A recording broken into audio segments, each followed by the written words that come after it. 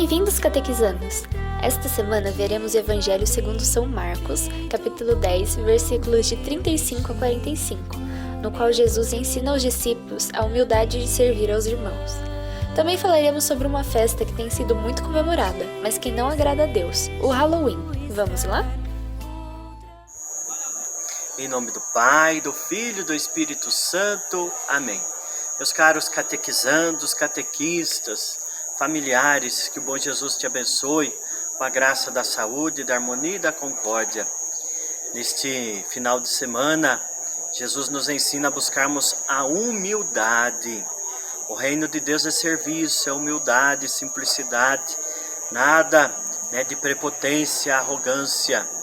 E também neste mês missionário, mês de outubro, vamos visitar todas as casas das nossas comunidades, entregando nosso convitinho, material da catequese, um outro folhetinho explicativo sobre a Igreja Católica.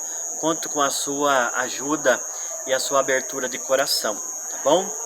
Neste mês das missões, a gente precisa entender que todos nós somos missionários, cada um no seu lugar, na escola, no trabalho, seja onde for, na rua. Eu sou católico, eu sou missionário, eu anuncio Jesus com a minha vida. E tem algumas coisas que não fazem parte do reino de Deus. Então a gente precisa entender tudo isso na nossa vida, porque o reino de Deus para nós, o reino de Jesus, é tudo aquilo que traz justiça, paz, amor e alegria no Espírito Santo. Que possamos ser estes canais do reino de Deus na nossa vida, não do reino do inimigo ou das coisas que se referem ao inimigo, tá bom? Que o bom Jesus te abençoe em nome do Pai, do Filho, do Espírito Santo. Amém. Padre, por que dizem que o Halloween é coisa do demônio? Outra pergunta boa. Infelizmente, a nossa cultura se está paganizando, pouco a pouco. Não é? Rogerinha falava que no Natal já não falamos do nascimento de Jesus, se fala do Papai Noel. O foco está se desviando. Na Páscoa, você já não fala da ressurreição de Jesus, se fala do coelhinho de Páscoa.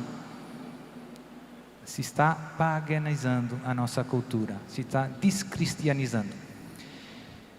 E uma das coisas que está acontecendo lá na Europa é muito evidente.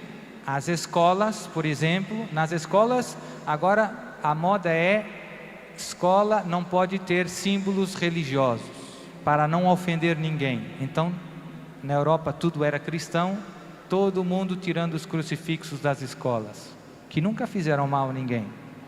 Até escolas católicas tiram porque não querem ofender ninguém.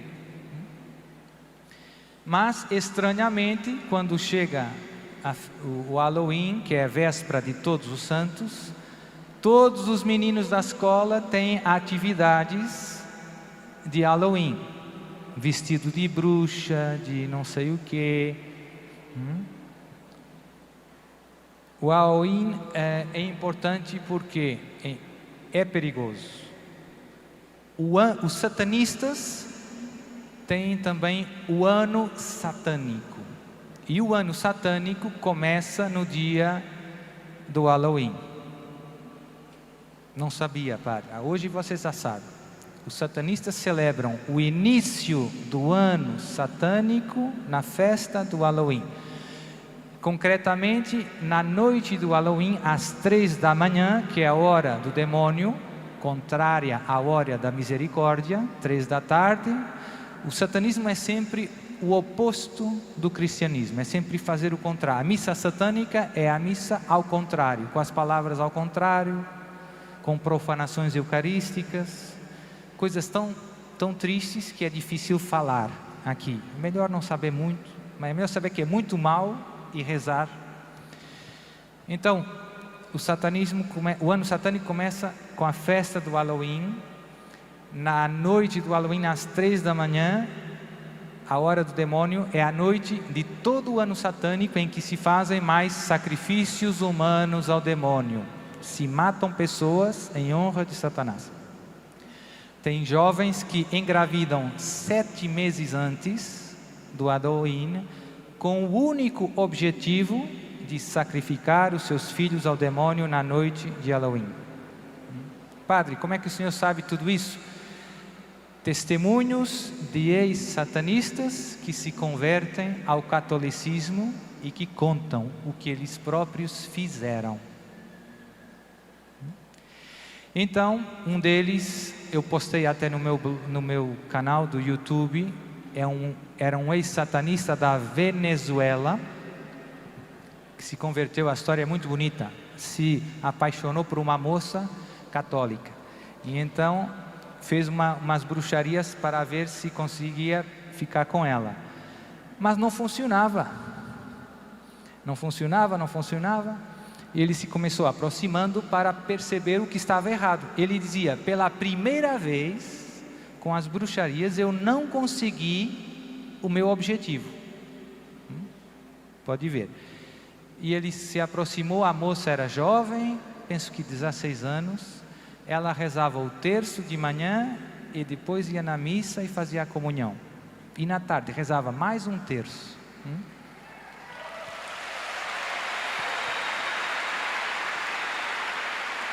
E depois ele se começou aproximando, como se fosse um jovem normal e tudo isso, e começou indo com ela na missa de manhã.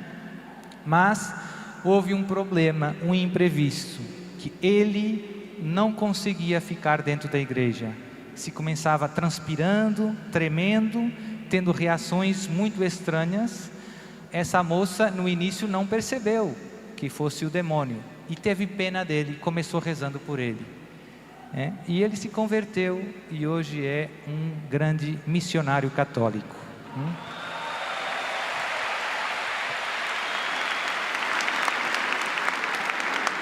E lá no vídeo, o vídeo que eu postei é um vídeo em que ele está falando aos pais da importância de não deixar os seus filhos participarem nas festas do Halloween.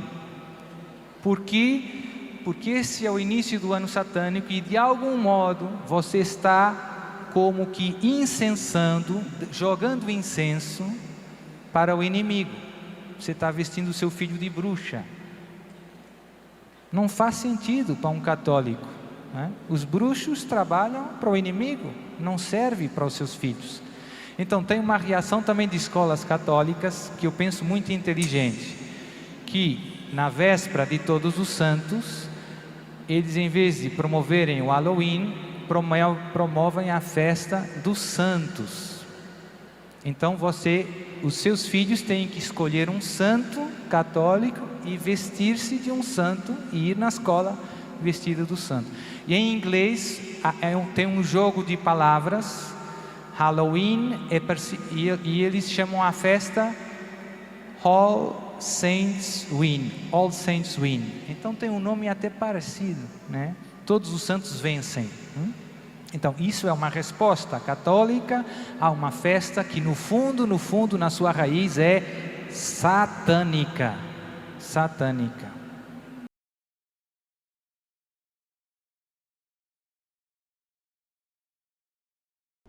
Palavra de vida eterna, do Evangelho de São Marcos, capítulo 10, versículos 32 a 45. Naquele tempo os discípulos estavam a caminho, subindo para Jerusalém. Jesus ia na frente. Os discípulos estavam espantados e aqueles que iam atrás estavam com medo. Jesus chamou de novo os 12 à parte e começou a dizer-lhes o que estava para acontecer com ele.